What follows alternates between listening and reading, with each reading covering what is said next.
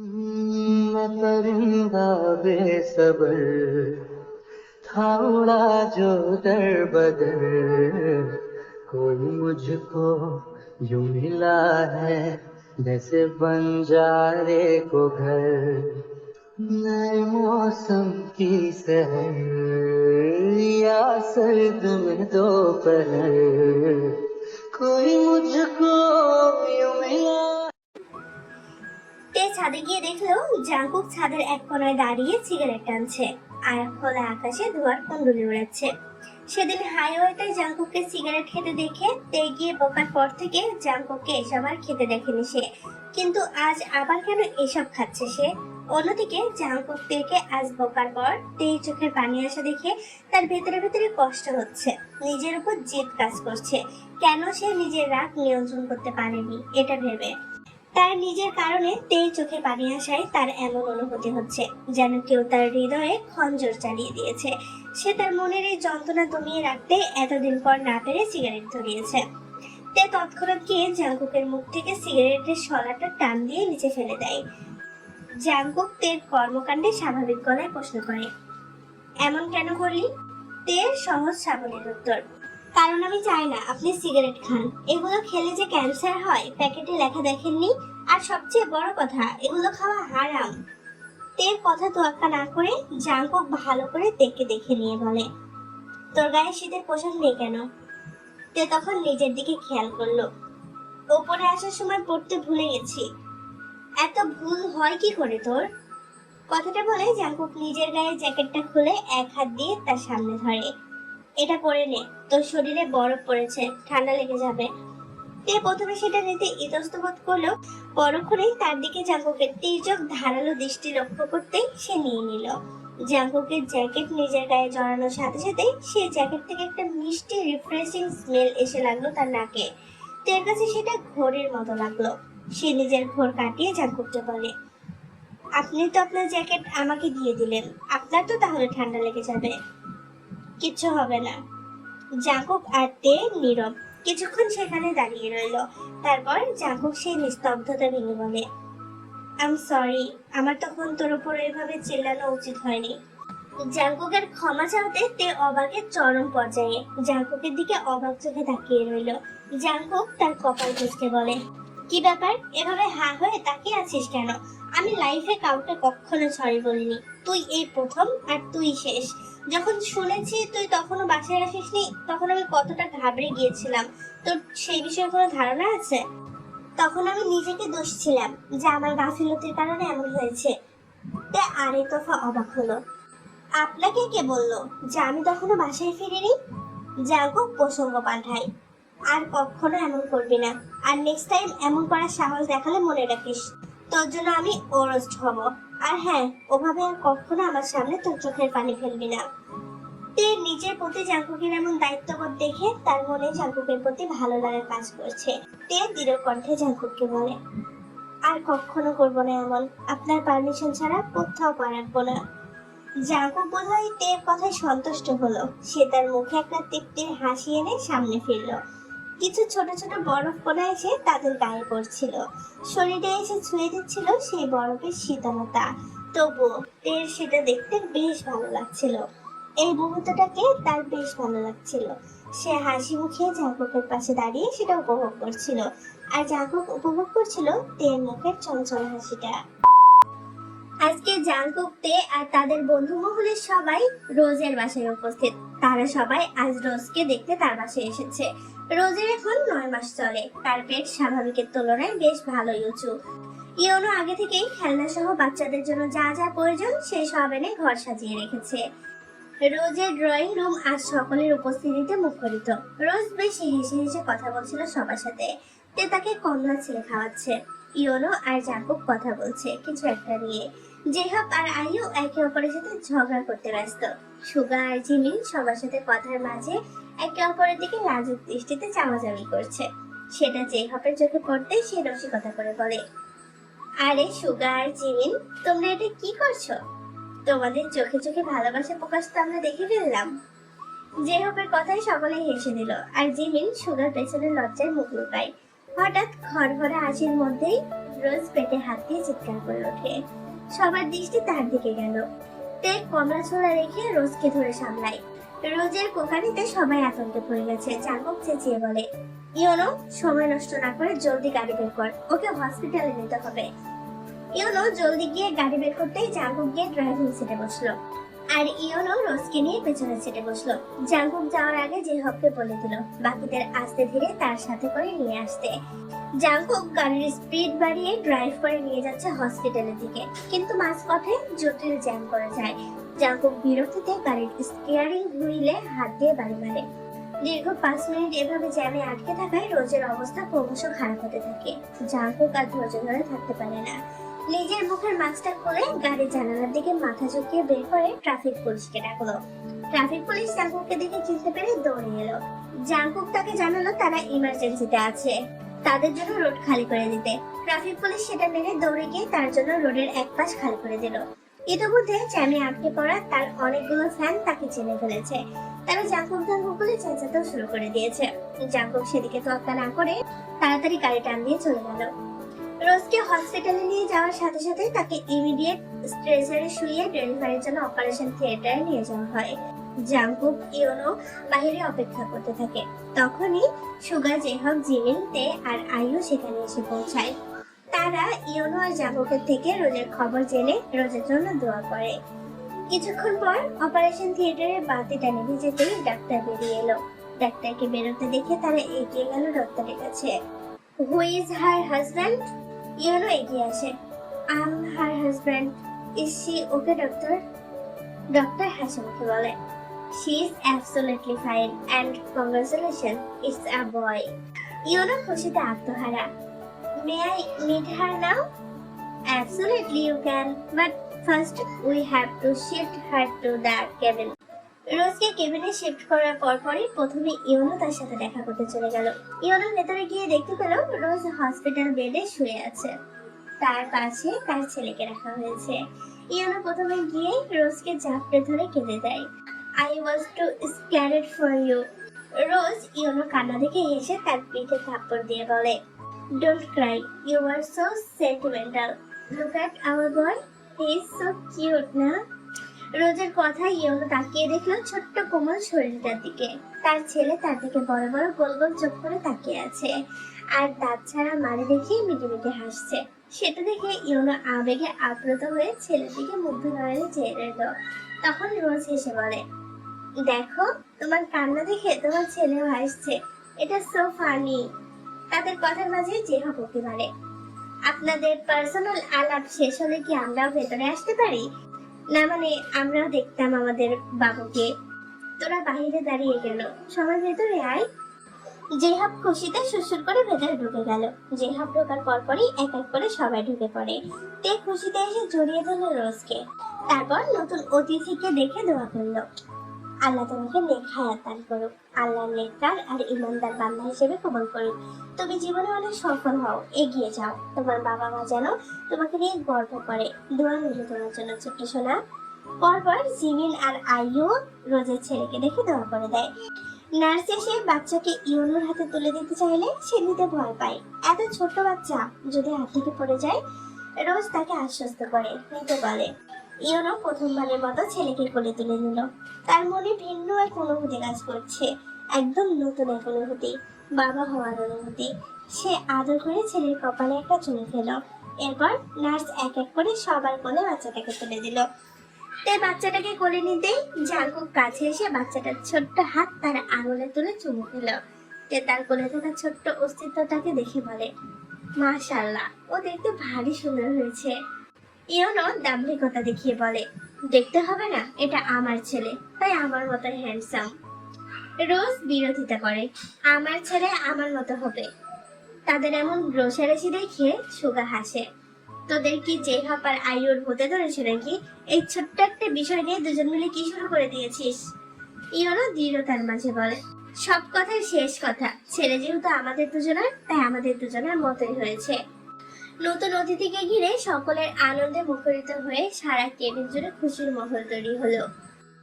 সমুদ্রের প্রাণীর স্রোতের প্রবাহ ধারার মতো দ্রুত ক্যালেন্ডারে পাটা পাল্টে আরো 3টি বছর অতিবাহিত হয়ে গেল। সাথে অতিবাহিত হয়ে গেল আরো 3টি গ্রীষ্ম, শীত, শরৎ ও বসন্ত। সময় অতিবাহিত হওয়ার সাথে সাথে মানুষের পরিবর্তন জীবনের একটি অবিচ্ছেদ্য অংশ। সময়ের ব্যবধানে অনেক জীবন থেকে হারিয়ে যায়, আবার অনেকেই নতুন করে যোগ দেয়।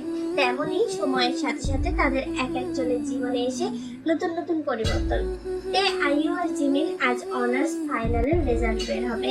সেই সূত্রে আইয়ু আর জিমিন আজ সকাল থেকে তের সাথে জাঙ্কুকের বাসায় আছে। ওদের সাথে রোজও আছে। রোজের কোলে তার ছেলে আদিল খেলা করছে। আদিলের বয়স এখন 3 বছর। রোজ তার পুরো নাম রেখেছে আহনাফ আহমেদ আদিল, যার অর্থ প্রশংসিত, নাইবান এবং সরল পথের অনুসারী। আদিল এই অল্প বয়সে অনেকটা বুঝদার আর দায়িত্বশীল। সে তার বাবা মার কষ্ট হোক এমন কোনো কাজ করে না। অন্যদিকে আইয়ু সারা ড্রয়িং রুম জুড়ে পায়চারি করছে, আর একটু পরপর জিমিন আর তেকে দেখছে।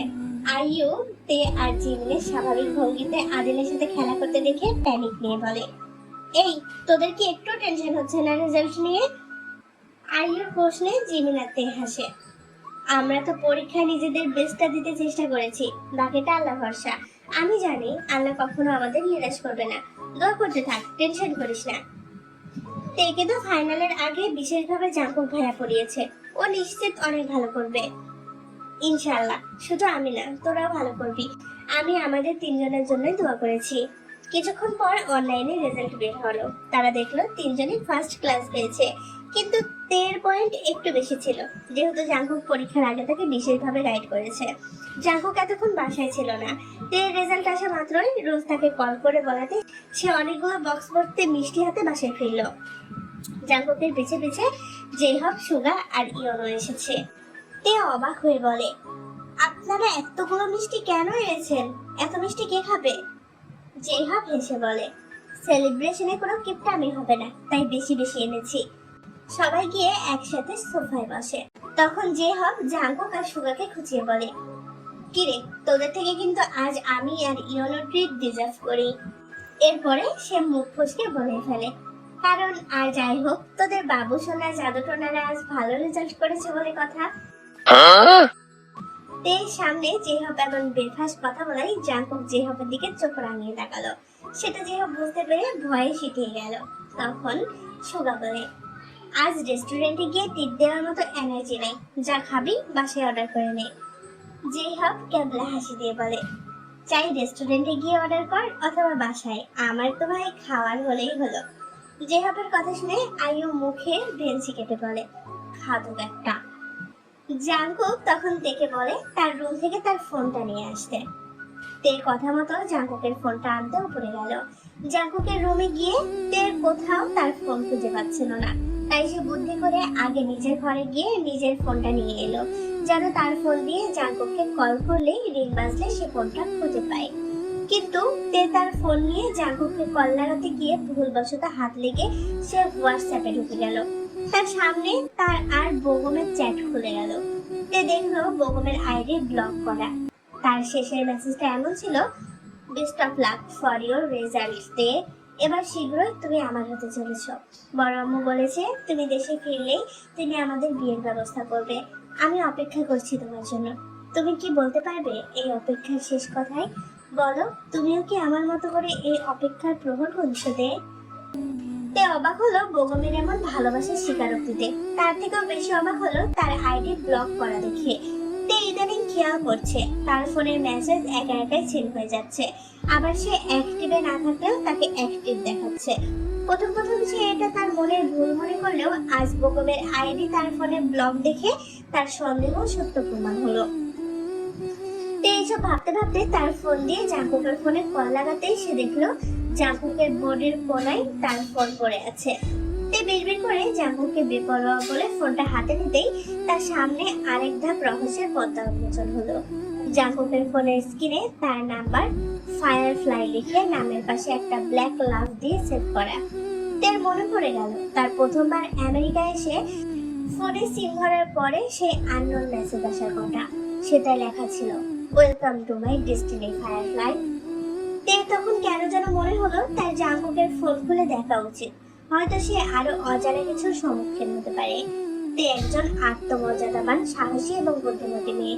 সে কখনো এভাবে কারোর ব্যক্তিগত ফোন নিয়ে ঘাঁটতো না, কিন্তু আজ বিষয়টা তার সত্য জানা নিয়ে, যেটা তার জীবনের সাথে জড়িত। তে ফোনটা খুলতে গিয়ে দেখলো জাঙ্কুকের ফোনে লক সেট করা। তে তখন বুদ্ধি খাটিয়ে জাঙ্কুকের জন্মসাল বসালো লকটাতে, কিন্তু তাতে কোনো কাজ হলো না। ইনকারেক্ট পাসওয়ার্ড দেখালো। তে আরেকবার চেষ্টা করে একই পাসওয়ার্ড বসালো, কিন্তু কিছুতেই কাজ হলো না। তে বারবার চেষ্টা করাতে ফোনে 30 সেকেন্ড টাইম সেট হলো। টাইমারের আগে সে আর নতুন কোনো পাসওয়ার্ড বসাতে পারবে না। তে 30 সেকেন্ড অপেক্ষা করলো। টাইমার শেষ হতেই সে কি মনে করে নিজের জন্মসাল টাইপ করলো। তাকে অবাক করে ফোনটা খুলে গেল। তে আজ ধাপে ধাপে অবাক হচ্ছে। এত শত না ভেবে সে আবারও তার কাজে মন দেয়। তে জাঙ্কুকের ফোন ঘাঁটতে গিয়ে তার মাথা পুরো আকাশ ভেঙে পড়েছে। সে দেখলো তের প্রত্যেকটা অ্যাকাউন্টের অ্যাক্সেস জাঙ্কুকের ফোনে রয়েছে। তাহলে কি এতদিন জাঙ্কুকি তার অ্যাকাউন্টগুলো কন্ট্রোল করতো? বুগমকেও কি জাঙ্কুকি ব্লক করেছে? তের মাথায় হাজার হাজার প্রশ্ন ঘুরপাক খাচ্ছে। এইসব ভাবতে ভাবতে তে জাঙ্কুকের গ্যালারিতে ঢুকে তখন আরেক ধাপে চমকালো। দেখলো জাঙ্কুকের গ্যালারি ভর্তি তার ছবি, এমনকি তার ছোট থেকে এখন পর্যন্ত সকল ছবি জাঙ্কুকের গ্যালারিতে উপস্থিত। যখন জাঙ্কুক আমেরিকাতে ছিল আর তে বাংলাদেশে, তখনকার ছবিও জাঙ্কুকের ফোনে রয়েছে। কিন্তু প্রশ্ন হলো এইসব ছবি সে পেল কোথায়? তে তো তোলেনি, দেখেই বোঝা যাচ্ছে এখানে তোলা প্রত্যেকটা ছবি তার অগোচরে তোলা হয়েছে। তে আরো দেখলো তার সেদিনের নীলগিরির ছবি, যখন সে সাদা গ্রাউন্ড করে আনমনে দাঁড়িয়ে মেঘ মাখছিল, তখন জাঙ্কুক ছবিটা তার অজান্তেই তুলেছে। অন্যদিকে তেকে এতক্ষণে নিচে নামতে না দেখে জাঙ্কুক সন্দেহবশত নিজেই উপরে এলো। উপরে নিজের রুমে আসতেই জাঙ্কুক যখন তের হাতে নিজের ফোন দেখলো, তখন সে পেছন থেকে এসে তার হাত থেকে ছু মেরে ফোনটা কেড়ে নেয়। তোকে আমি আমার ফোন আনতে বলেছিলাম, আর তুই এটা কি করছিস? আমার ফোনের লক কি করে খুললি তুই? তোর সাহস কি করে হলো আমার প্রাইভেসিতে হাত দেওয়া? তে তখন তার লাল লাল চোখ নিয়ে জাঙ্কুকের দিকে তাকায়। এসব কেন করেছেন? এসব কেন করেছেন? জাঙ্কুক শঙ্কিত চোখে তের দিকে তাকায়। কোন সব? আপনি জানেন আমি কি নিয়ে কথা বলছি। এখন কোনো কিছু আর গোপন নেই। আমি বোকা কিংবা অবুঝ কোনোটাই নই যে এইসব ধরতে পারবো না। বলুন, আমার ফোনের কন্ট্রোল আপনি কেন রেখেছেন? আপনি বেগম ভাইকে কেন ব্লক করেছেন? আপনার ফোনে আমার এত এত ছবি কি করছে? আর সেদিনের মেসেজটা আপনারই ছিল, তাই না? আমি স্পষ্ট দেখেছি আপনার ফোনে আমার নাম ফায়ারফ্লাই দিয়ে সেভ করা। একদম অস্বীকার করবেন না এসবের মানে কি জাঙ্কুক ভাই? তের প্রশ্নে জাঙ্কুক হাত মুষ্টিবদ্ধ করে বাক্যহীন চুপচাপ দাঁড়িয়ে আছে। তে আবারও প্রশ্ন করে, কি হলো বলুন, উত্তর দিন। এখন চুপ কেন? তুই কি চাচ্ছিস এখন এ নিয়ে সিন ক্রিয়েট করতে? আমি আমার প্রশ্নের উত্তর চাচ্ছি। বলুন কেন করেছেন এমন? জাঙ্কুক রাগে ফেটে গর্জে ওঠে, cause I love you damn it. জাঙ্কুকের এমন জোরালো ভারী গলার আওয়াজ নিচ পর্যন্ত পৌঁছে গেল। তে কেঁপে উঠল জাঙ্কুকের মুখ থেকে এমন অপ্রত্যাশিত শব্দ শুনে। তার নিজের কানকে বিশ্বাস হচ্ছিল না। এতক্ষণে সকলেই জাঙ্কুকের চেঁচানোর আওয়াজ পেয়ে তার রুমে চলে এসেছে। তে আবারও অবিশ্বাস নিয়ে জিজ্ঞেস করে, আপনি সব ঠাট্টা করে বলছেন তাই না? তোর মনে হয় আমি এই বিষয়ে তোর সাথে ঠাট্টা করব? সত্য তো তোর চোখের সামনে। আমি তোকে ভালোবাসি, এটাই সত্য। জাঙ্কুকের কথা শুনে সবার সাথে দাঁড়িয়ে থাকা আইয়ু অবিশ্বাসের নিজের মুখে হাত চেপে ধরে। জিমিন আতঙ্ক নিয়ে দাঁড়িয়ে আছে। সে এই ভয়টাই পাচ্ছিল এতদিন। আদিল ইউনোর কোলে শুয়ে আছে। সুগা আর জেহব নিশ্চুপ দাঁড়িয়ে আছে। তখন রোজ এগিয়ে এসে দেখে ধরে, তে তুমি শান্ত হও, একটু বোঝার চেষ্টা করো। জাঙ্কুক তোমাকে মন থেকে ভালোবাসে, ও সবসময় তোমার ভালো চেয়ে এসেছে। তে তাচ্ছিল্যের হাসে। ভালোবাসা? কিসের ভালোবাসা? একজনের অজান্তে তার প্রাইভেসি ঘাটা কোন ধরনের ভালোবাসা? তাকে আননোন নাম্বারে মেসেজ দিয়ে আতঙ্কে ফেলা কোন ধরনের ভালোবাসা? আর সবচেয়ে বড় কথা, উনি তো জানেন ওনার ছোট ভাইয়ের সাথে আমার বিয়ে ঠিক করে রাখা। সেটা জানা সত্ত্বেও উনি কিভাবে এমন পরিস্থিতিতে আমাকে ভালোবাসতে গেলেন? রোজ থেকে বোঝায়, দেখোতে ভালোবাসা কোনোদিনও পরিস্থিতি দেখে হয় না, এটা হৃদয়ের ব্যাপার, এমনি এমনি হয়ে যায়। আমি কোনোদিনও আমার ফ্যামিলির এগেনস্টে যাব না, এটা উনি ভালো করে জানে। আপু ওনাকে বলবেন উনি যেন আমাকে ভুলে যায়। শীঘ্রই বেগম ভাইয়া আর আমার বিয়ে হতে চলেছে, তাই ওনাকে বলবেন ওনার মন থেকে আমাকে নিয়ে এসব চিন্তা মুছে ফেলতে। আমি কিছুদিনের মধ্যেই দেশে ফিরছি। এসব জানার পর ওনার সাথে এক ছাদের নিচে থাকা আমার পক্ষে সম্ভব না। কথাটা শেষ করে তে তড়িৎ সেখান থেকে বেরিয়ে এসে নিজের রুমে গিয়ে দরজা লাগিয়ে দিল। জাংকুক তের কথা ধারালতা প্রখর করে তার জামার পানে জল শক্ত করে চেয়ে রইল।